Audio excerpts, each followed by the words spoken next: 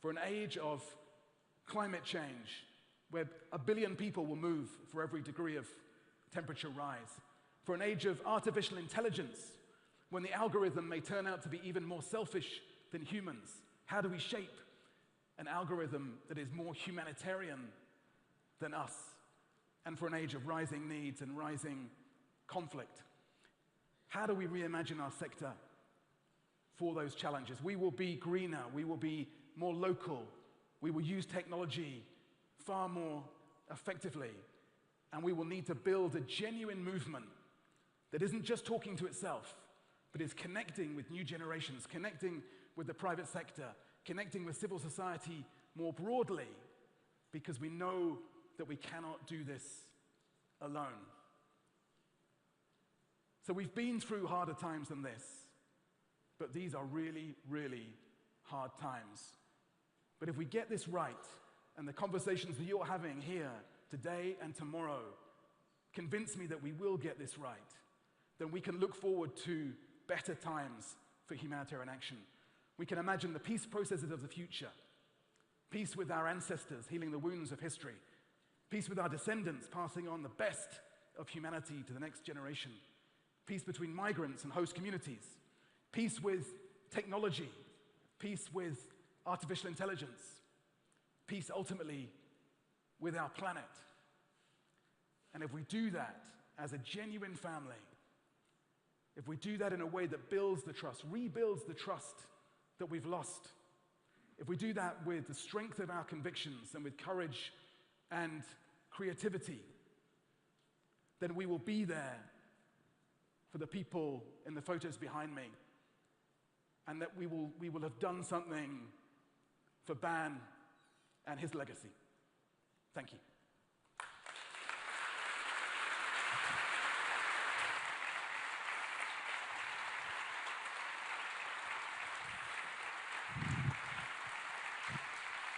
Thank you.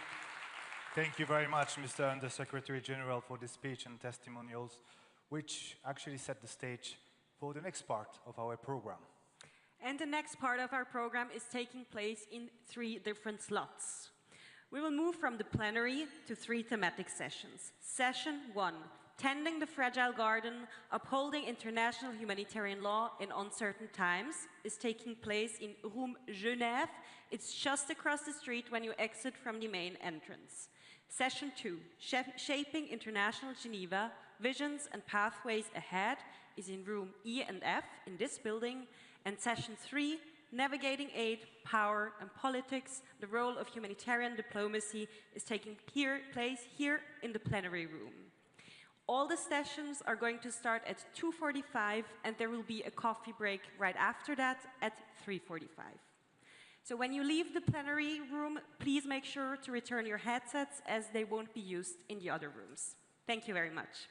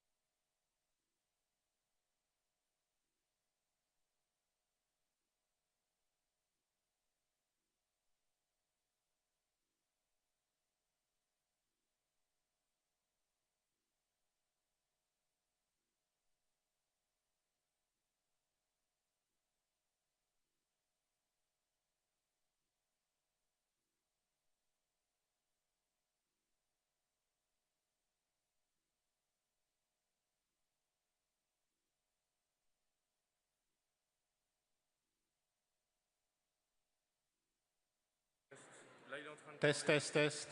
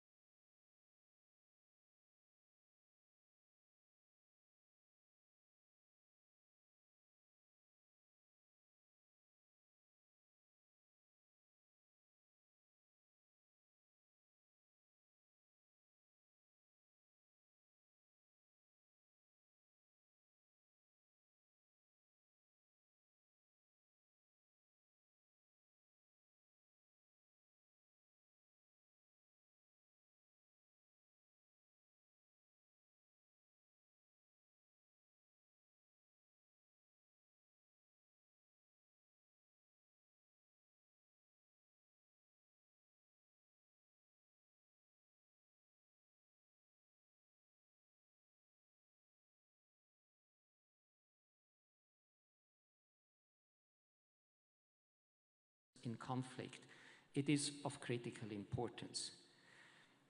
I found that transactionalism, exceptionalism, selectivity on norms and principles are not a new phenomenon. But how do we come to agreement what we need to do? How do we integrate new technology into the transformation of modern warfare, and how does it affect aid, and how does it affect diplomacy? And how do aid and diplomacy somehow integrate those new trends in the agendas of what humanitarian diplomacy is? And of course, the biggest question Tom has alluded to in his introduction is, how exactly do we strengthen the local? How do we leverage agency which exists already? How do we build capacities? And here, maybe just 4 very short points. When we look at the front line where action happens, and which Marwa has basically discussed. For me, there are a couple of important points to keep it in mind. First, we need really to strengthen the ability of local actors to negotiate humanitarian spaces and humanitarian agreements. Very frankly, here again, most of the time it's not money lacking. Now it's money as well, but most of the time it's restrictive policies. It's lack of political consensus between big actors, which make that you don't come to agreement. It's declaring important actors on the ground as terrorists, or having sanctions and restrictive measures which prevent humanitarian diplomats and humanitarian actors to talk to those people who count to move forward.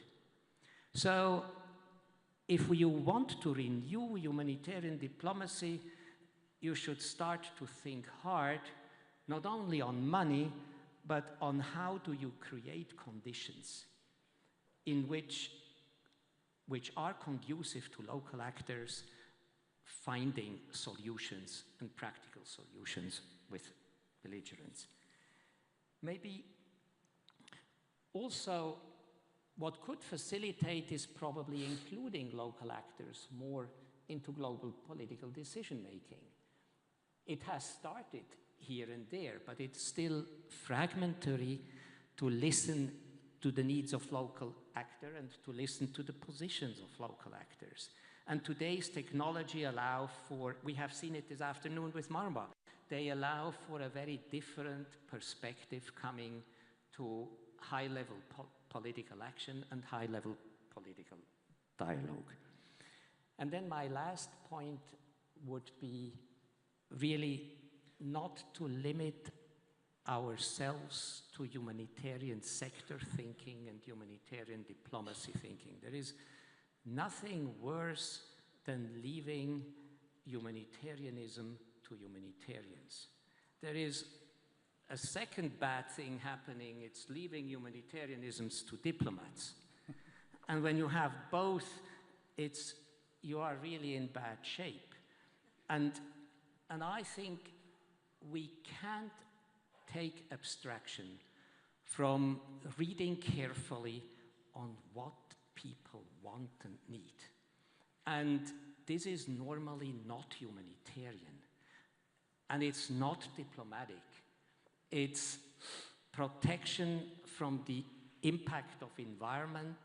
It's adaptation to climate change. It's reconciliation effort for peace. And humanitarians and diplomats are sometimes failing on this bigger landscape.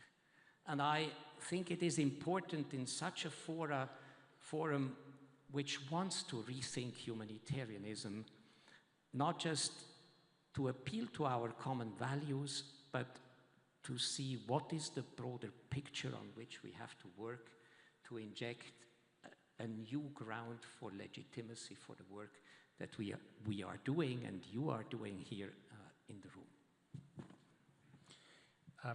From what you say, I get that we are sometimes stuck in the different perspectives and the difficulties on how to bring them together. I also get the very principled questions that you have raised and on which we may come back later on. And you have highlighted, I believe, the importance of local actors when it comes to humanitarian aid and support. Marwa, maybe this is something I can pick up with you, the local humanitarian actors, the way they engage in humanitarian diplomacy. From your perspective, what can you tell us there, and where do you see the additional risks they face in comparison, for instance, to the UN or international NGOs?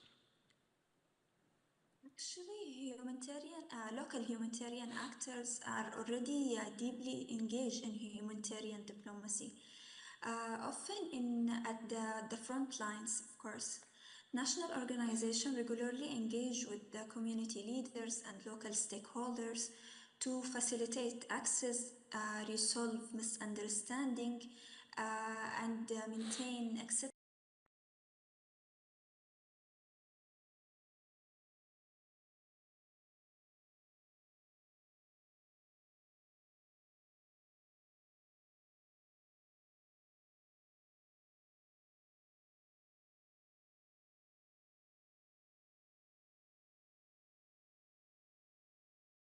NGOs often cannot relocate staff during period of tension.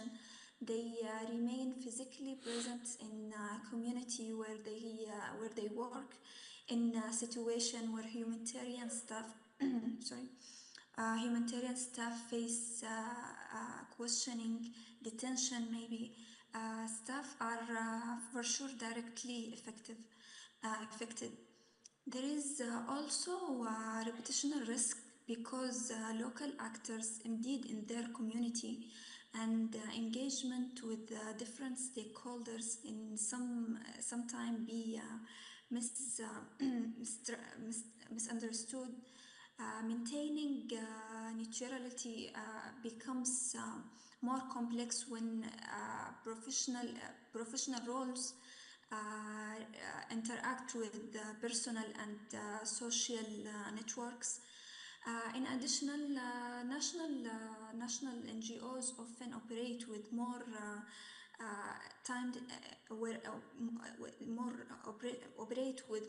limited security resources and less international visibility.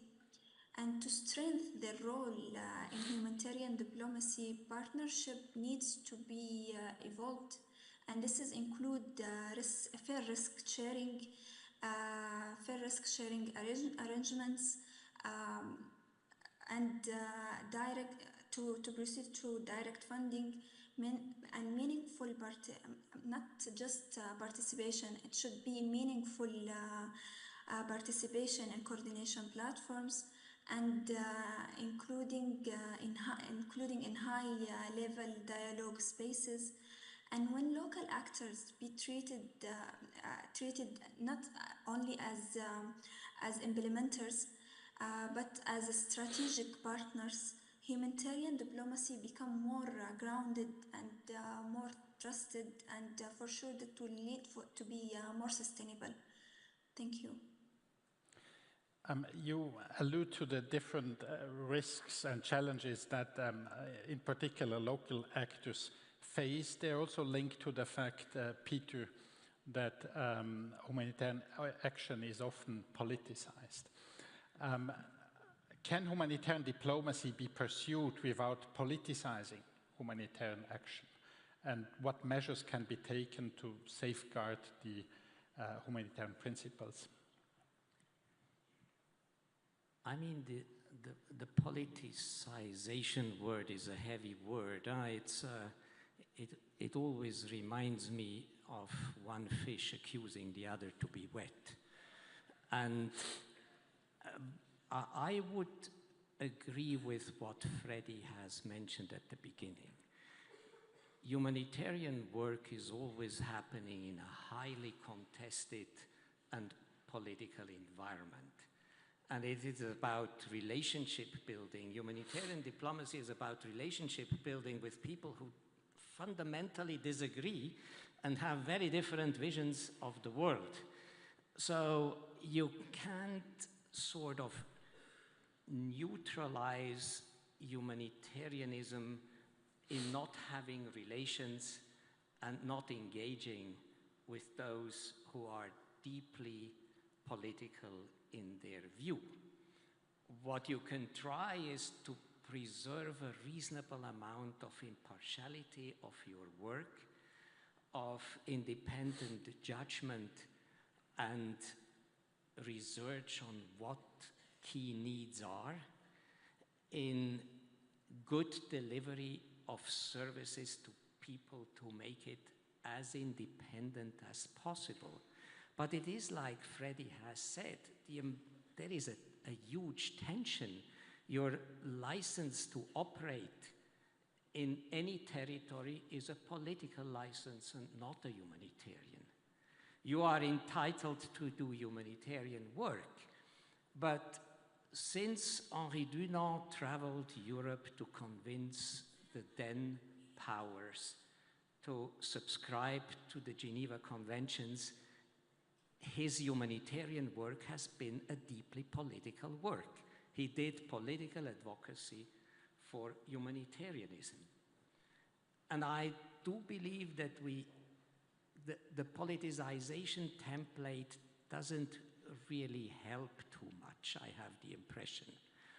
And what we need is a reasoned and structured discussion about where do we find consensus, where do we find agreement, and sometimes agreement in place A allows us to do humanitarian work, while in place B it's seen as highly contested and highly political.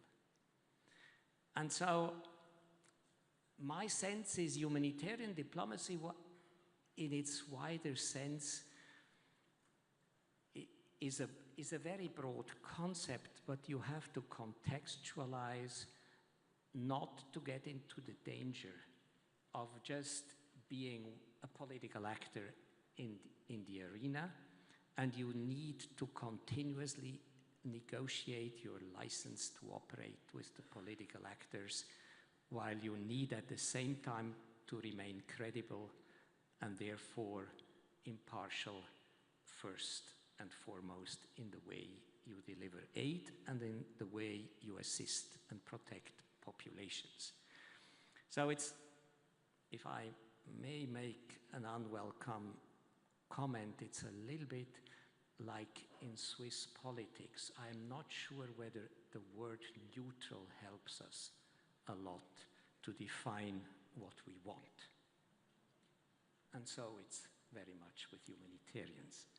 While I do believe that there is value in impartiality and impartiality of humanitarian actors on the ground, but it's a tough negotiation, and Marwa has mentioned it, whether it is finance, it is security, it is inclusion, it is not seeing locals as implementers, but as agents.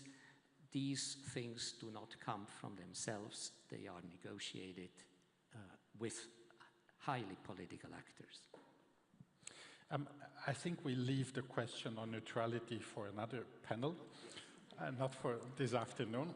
But I think it's also very important when you so clearly say that whenever you act in a humanitarian environment, you act in a highly politicized and also polarized environment, and I think we have indeed to be very clear on that if we want also to frame the way humanitarian actors and also humanitarian diplomacy can work in. My last question before we turn to you, the audience, goes to Freddie, and I would like to briefly dwell into peace-building aspects when we talk about humanitarian diplomacy. And Peter, how can humanitarian diplomacy connect actually with peace-building efforts, and how can it be leveraged to really support them? Thanks very much. And so much has already been said by Maura and Peter, so I think my job is relatively easy. But I mean, clearly, humanitarian diplomacy can be highly mutually reinforcing with peace building. At all levels. And I go back to what I was saying before about the need to think about the links between the very local and the global and all layers in between as we think about those peace processes, and we recognize that these are interconnected systems. But we have plenty of experience, of examples of where dialogue over humanitarian issues, whether it's around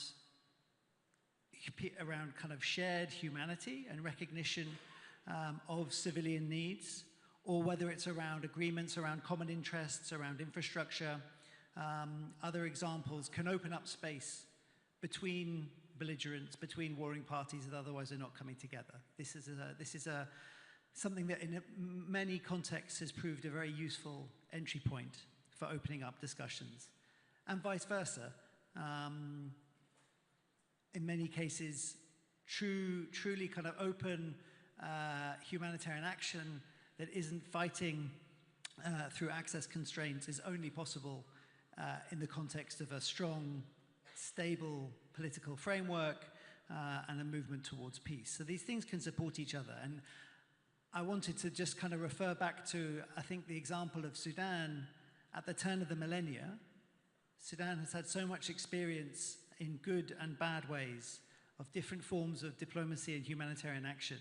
But I think the example of what happened in the Nuba Mountains in the early 2000s and late 90s in the context of this long-running, horrendous conflict across what was then Sudan. And I think it was a great example of where a political approach was possible, an approach that was informed by an understanding of local context, that was driven by and engaged local actors, that had a degree of protection from some of the more politicized discussions, and that was allowed, given the space, to evolve into a first set of agreements, something tentative, but really that paved the way for the comprehensive peace agreement and all that followed. Again, good and bad, not trying to paint an overly rosy picture, but I think in that process, and also thinking about some of the tools that we used at that time around bringing political accountability into processes of humanitarian delivery. There's a lot of strong experience there. So this can work. But I just want to, before I finish, talk about a couple of picking up on points that have been made about some preconditions, I think, for this to work well. And at the heart of it, it goes back to your word, Peter, around legitimacy and trust.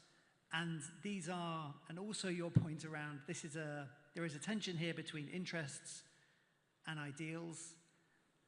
These kind of negotiations are going to be pragmatic. They have to be. There isn't another way. But then difficult choices are going to be made. And who has the legitimacy to make those choices? And I think we've seen plenty of experience where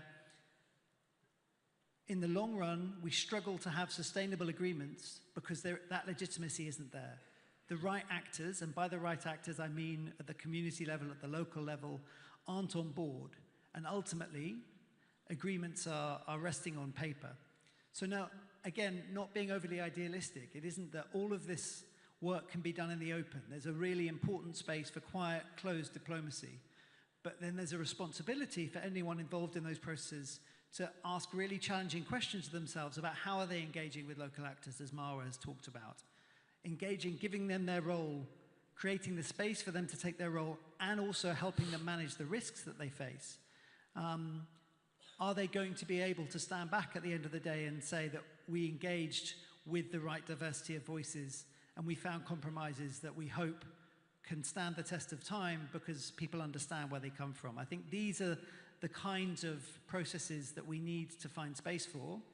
And again, going back to some of what Peter said, in the current political climate, creating that space is really challenging. So I think that's a critical element to really making that connection work.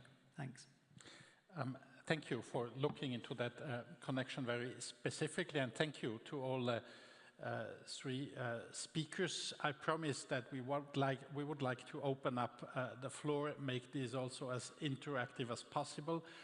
We have some 15 minutes to do so with a few questions we have already on Slido, and I would suggest we just start with the one question which has the most likes, and that question says that Peter mentioned that humanitarian diplomacy hinges on agreement on concrete actions rather than values. Yet these agreed actions are frequently not respected. How can, and now it's gone, how can meaningful accountability be ensured when such commitments are violated? Peter, it was you mentioning that. Do you want to start? Well, an honest answer is probably that it's not part of the humanitarian diplomacy to ensure accountability. As a humanitarian diplomat and as a frontline negotiator, when an agreement on action is not complied with, you continue to negotiate till you have an agreement that is implemented. That's what humanitarians do. And you can't basically include humanitarian accountability for non-compliance into to make it as a core concept in your humanitarian negotiation. I don't see how it would work. Humanitarian diplomacy and frontline work is working with people with guns and strong opinions. And I don't think that accountability is a useful concept to negotiate at the front line. You can bring accountability when time is ripe to bring accountability, and then time is ripe for accountability. And there's other organs than humanitarians and diplomats who are in charge of accountability. At the end of the day, it's the political accountability is with the Security Council, as long as we have a Security Council. It's with national and international courts. And I think it is important that we are aware of the limits of what humanitarians can do, what diplomats can do, what humanitarian diplomacy can do, and it's most of the time not accountability. Diplomats and humanitarians negotiate to the bitter end till an agreement is implemented. Or unless you tell them to stop. But that's a political decision, as is accountability for non-compliance. Sorry, that's a shrewd comment. Mara and Peter, Freddie, from your side, any comments on what Peter has said or on the question as such? Myra? I think Mara is frozen. Okay. Maybe I'll come in while she's coming in. I mean, I think maybe to add, I agree with what Peter has said. I think that doesn't excuse us from thinking about the potential for what effective accountability frameworks can look like. And the best agreements will have them built in. And I think we do have examples of, again, I mean, I think there are some interesting examples that I've seen and been involved in the Sudanese context over the years. Again, I go back a bit to Nuba, the verification and monitoring team. These kind of mechanisms, they can completely fail. I've seen models of that haven't been rooted enough in local contexts, have been somewhat superficial, and haven't had any teeth. I've also seen versions of it which can be very effective. And I think, again, this risks sounding like a cop-out, but I think we also need to be creative about understanding what accountability means in different contexts. I think the most effective accountability that I've seen is when local people hold their leaders to account. We can talk about international law, we should talk about international law, we should talk about these kind of frameworks and structures, we should be looking for an end to impunity, but I think on the ground there are also mechanisms that we don't always understand or recognize, which can be very much more powerful in the short term, and we should be looking to reinforce those as well. Marwa, can you hear us, and do you want to add anything on this? I think she's frozen again for the moment. She will certainly come back, and maybe we go into the next question. And before maybe picking up another one from Slido, I look into the audience, but I have to admit I don't see much because of the lights. Is there anyone with a question? And if you can raise your hand, please, and maybe someone from the team can help me in identifying people. We have some mics around as well. Do we have someone? Yes. Hi, just a question for Peter. We live in a world where everything has become transactional, and the decision makers seems not to be willing or in a position to make decisions anymore. So as the implementers, the people that work in the field or work on these issues, I work in peace building, we are the ones that have the responsibility to make this choice. Now, we have voted those decision makers. So have we really made that decision that in the future our practice is going to be us taking the responsibility for a lack of political implementation and commitment?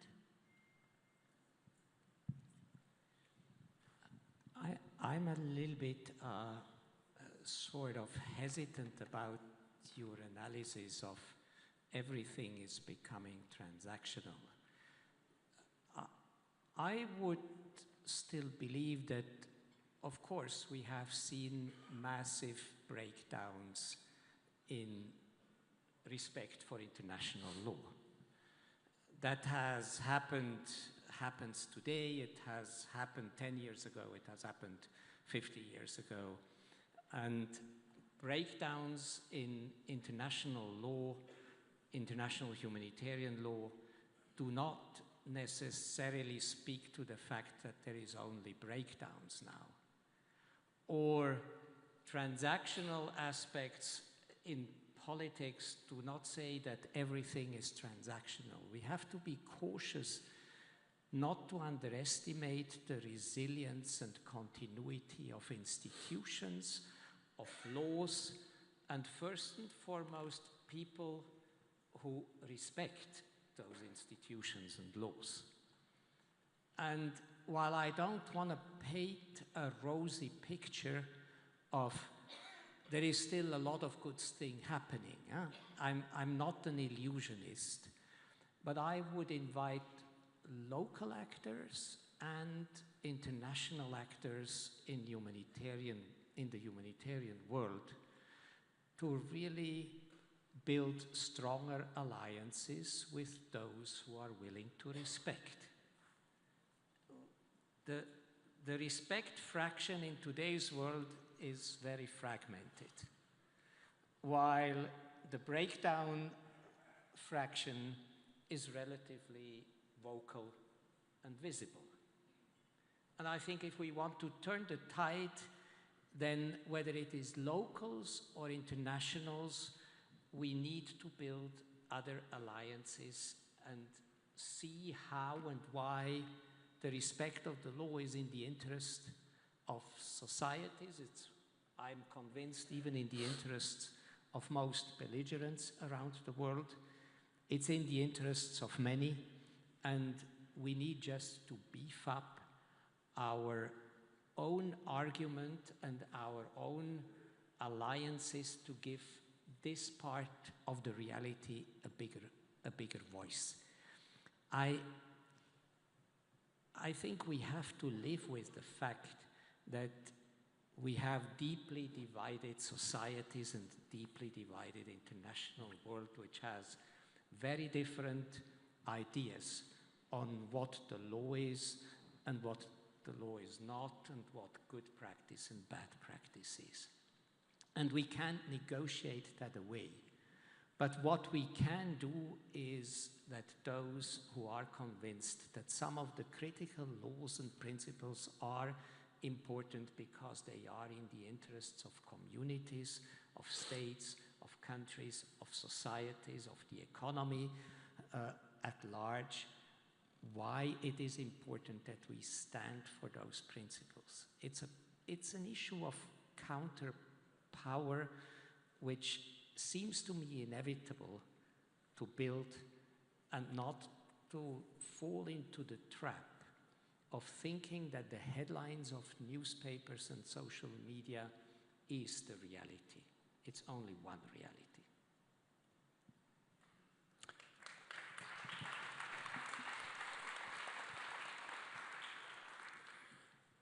Do we have a second question from the floor?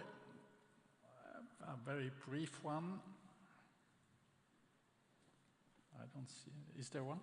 Yes, back there.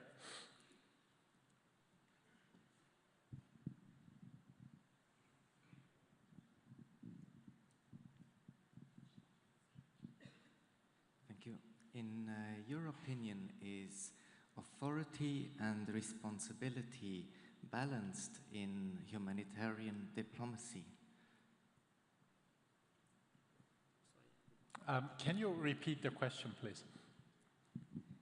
In your opinion, is authority and responsibility balanced in humanitarian diplomacy?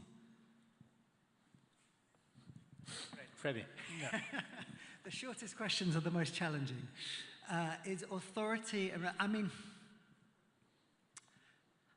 I think this goes back a bit to the point that I started with around the risks. And I've seen this myself. I've seen this in response to work that I've done. There is it's inevitable in the context in which humanitarian action operates. The things that are experienced by people, the things that we heard from Tom earlier, the things that everyone is seeing are so terrible that emotions are heightened and passions are heightened, and that's as it should be. We would not be human if that was not the case. But I think what it can lead towards is a risk of finger pointing and a risk of trying to blame others. And I feel this a lot from the humanitarian community, who I've felt on occasion hear talk of humanitarian diplomacy, hear talk of acting politically and engaging with politics, and feel like they're being blamed for the excesses that they're seeing. And that's clearly not the case. And authority should rest with responsibility, clearly. But then when those who are, this goes to a lot of the questions that are being asked, when those with authority are not willing to take responsibility for their actions, then everyone else is left trying to pick up the pieces.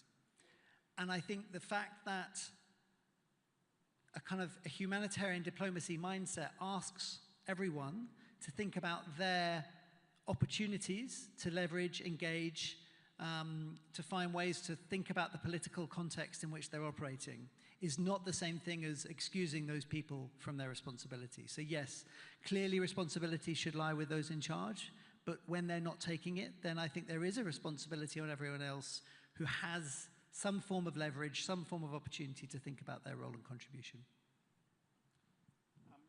Let's turn to Slido again, and can you hear me? Yeah.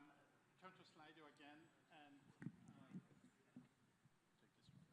Yeah, going into Slido again, and we have two questions there. I think they're somehow linked.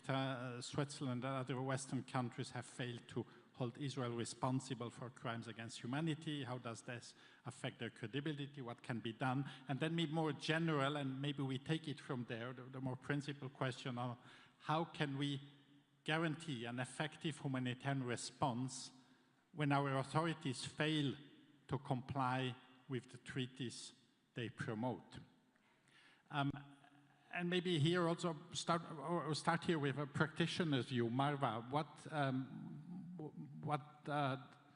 what does this question trigger with you? How can we guarantee an effective humanitarian response when our authorities fail to comply with the treaties they promote? Actually, the humanitarian workers in the ground are who work in the ground and understand the actual needs in the ground, and investing in the negotiation skills with this organization can address these challenges. I totally agree with what Peter was saying about building trust and the capacity, building the capacity for with the local actors and their negotiation skills I think that it can address these issues.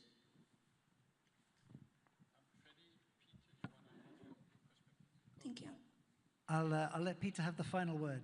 I mean, I think going back to the question on the implications of what's happened in Gaza over the last couple of years, and I mean, many others will point to many other examples over the decades.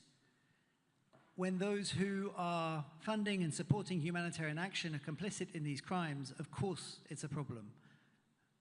And I think it should force us to ask fundamental questions about how these issues, these tensions that we've been talking about this afternoon can be managed and come together, and we need some honesty around that. And this is the stark reality that we're faced with. I think Peter made really critical points about the need to recognize that there is lots of complexity out there. There are lots of actors that do want to make a positive contribution, that are making a significantly positive contribution. We need to not let the narratives be driven by those other voices, and I think there's a risk of that with the way that modern media works, both mainstream and social. So, but I don't think we can shy away. I think a clear conclusion from the points I was making earlier is that the local, the national, the regional, and the global, they're connected, and we can't pretend that they're not. And that presents really challenging questions, I think, for everyone involved in humanitarian action.